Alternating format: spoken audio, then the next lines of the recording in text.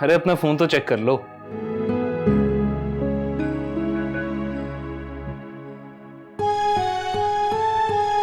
वैसे अपने फ्रेंड्स को रात के इस वक्त नोट्स डिस्कस करने की आदत मत डालो। You are so boring. अभी आपकी तबीयत ठीक है, वरना मैं आपसे लड़ाई करती। कितने खुदगर्ज इंसान हैं आप। जायदाद पर सबसे पहला हक मेरी बेटी ईमान का बनता है।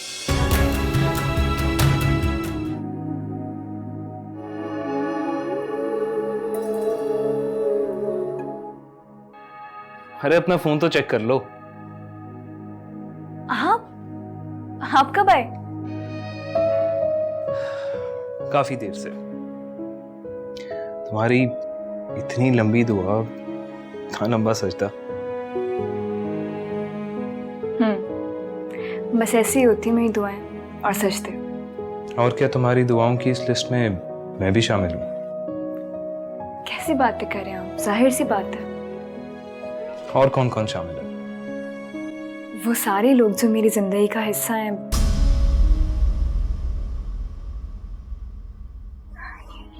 या थे। तो क्या सबको दुआ देती हो या बद्दुआ भी? बद्दुआ क्यों दूंगी? अगर हम चाहते हैं कि हमारा रब हमारी सारी गलतियां माफ कर दे, तो सबसे पहले हमें दूसरों की गलतियां माफ करना सीखना चाहिए। मुश्किल काम नहीं है ये। इसके लिए तो बड़ा दिल चाहिए। जब दिल में अल्लाह ताला बस जाते हैं ना, तो दिल बड़ा हो जाता है। और फिर माफी से अगली स्टेज आती है, जिसमें ना सिर्फ हम दूसरों को माफ करते हैं, बल्कि उनके लिए दुआ भी करना शुरू कर देते हैं। इसका मतलब है कि अगर मैंने तुम्हें कभी जिंदगी में हर्ट किया, तो ना तुम सिर्फ मुझे माफ करोगी बल्कि दुआ भी दोगी, है ना? ईमान, मुझे अब समझ आया कि तुम्हें कभी किसी दोस्त की जरूरत क्यों महसूस नहीं हुई।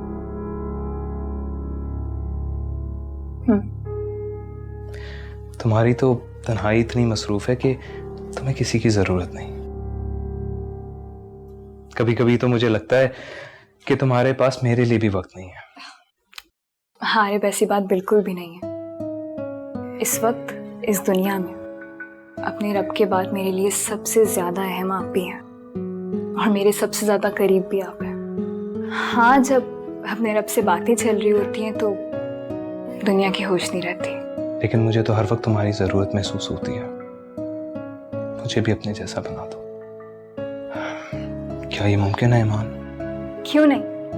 हर इंसान अपने रब से अपना ताल्लुक इसी तरह मजबूत कर सकता है। बस उस रब की बनाई हुई मखलूक को अगर आपकी वजह से कोई तकलीफ नहीं पहुंच रही और आप उनके लिए आसानियां पैदा कर रहे हो, तो समझें कि आपके रब से आपका ताल्लुक बिल्कुल पक्का।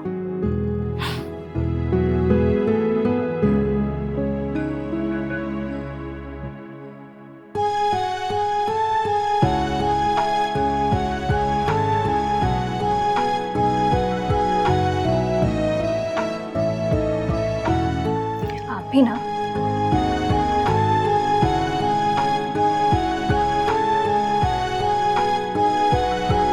अच्छी थी ना मूवी?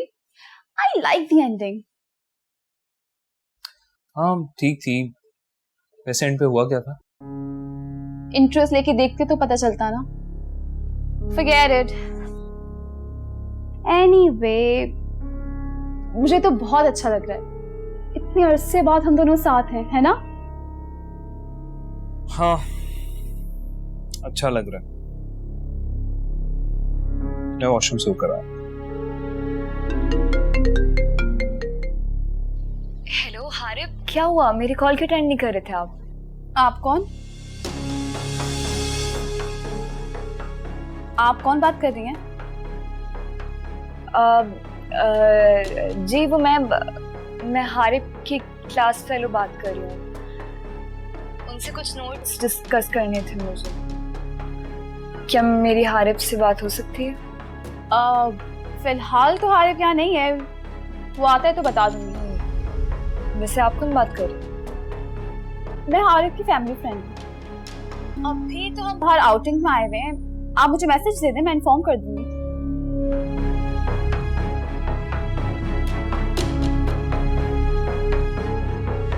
Come on Harib.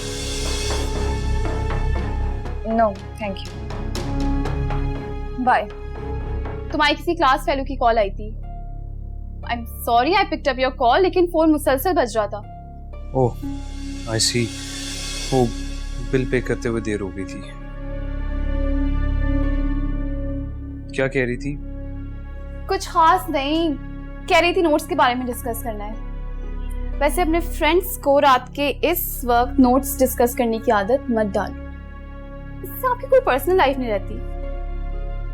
तो तुमने क्या कहा? ऑब्वियसली यही कहा कि तुम अभी मसरूफ हो, और क्या। ठीक कहा, चलें? ओके। गाड़ी थोड़ी आहिस्ता चलाओ हारिस, और वैसे भी मेरा घर जाने का कोई मूड नहीं है। चलो चलो लॉन्ग ड्राइव पे चलते हैं।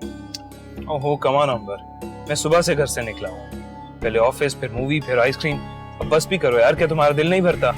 बिल्कुल भी नहीं। बट आई एम टायर्ड, मुझे घर जाके असाइनमेंट भी बनानी है और सुबह यूनिवर्सिटी भी जाना है। पर अभी तो सिर्फ 10 बजे हैं हारिस, कम ऑन। मुझे घर जाने में वक्त लगेगा, और वैसे भी मैं जल्दी सो जाता हूँ। You know, you are so boring.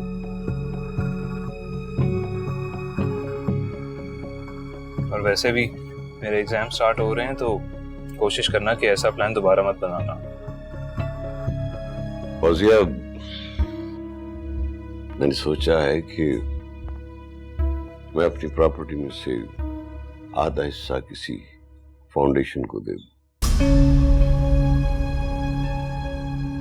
Ahmad, ये आप कैसी बातें कर रहे हैं?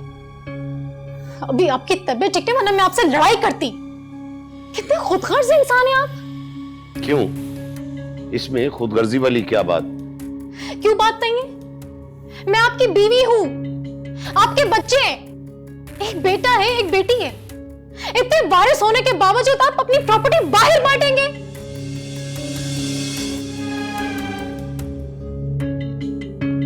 अहमद, मेरा ये मतलब नहीं है। मैं ये थोड़ी कह रही हूँ कि अभी से आप अपनी प्रॉपर्टी में से हमें हिस्सा दे दें।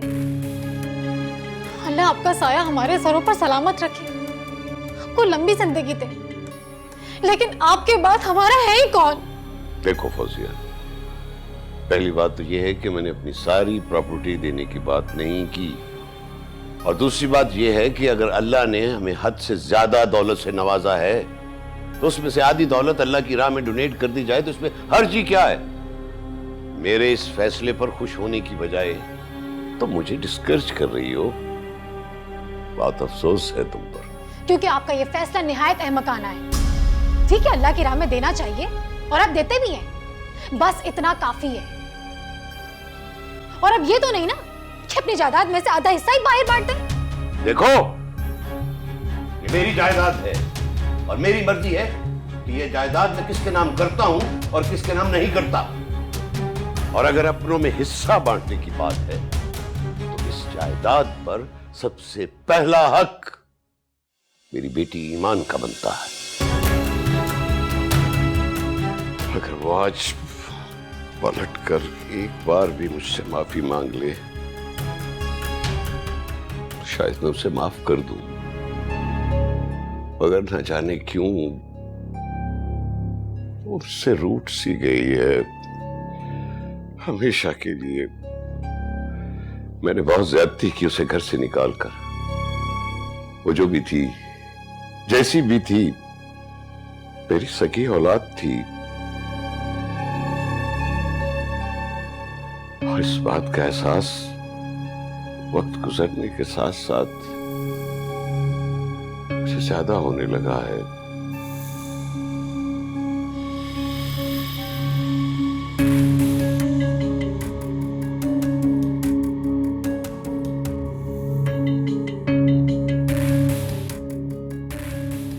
तो ईमान के लिए तुम्हारे दिल में पैदा होने वाला ये नरम गोशा